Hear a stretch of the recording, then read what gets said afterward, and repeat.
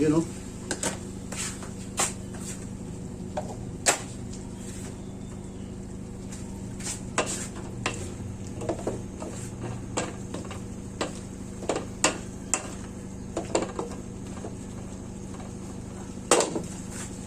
Takpan natin para medyo maluto ng konti. Okay? Yung mga kurakon, medyo okay na ito. Hindi natin yung sibuyas at siling pare kasama nito. Inuli ko talaga yan para yung lasa niya nandyan.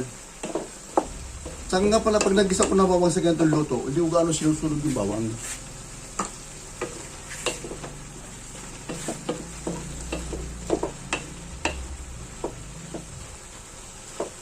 Buttered vegetable.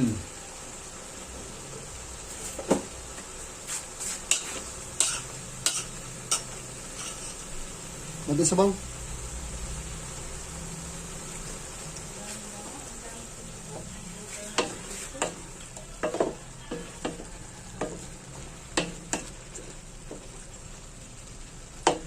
Medyo okay na siya. Yung sayote medyo matigas to pero masarap naman yung ano yung hapok.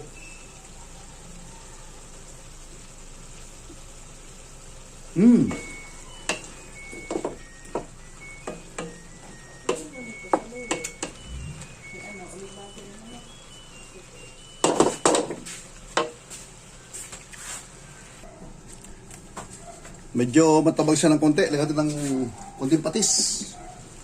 Patis lang. Okay.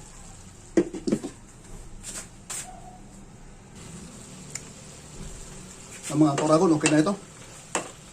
Pwede na ito, pwede na. Tumahan natin mga kuragon ha. Yung keros naman, kasi medyo matigas ito eh.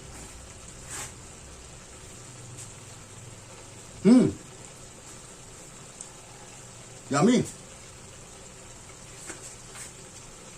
Yung young corn.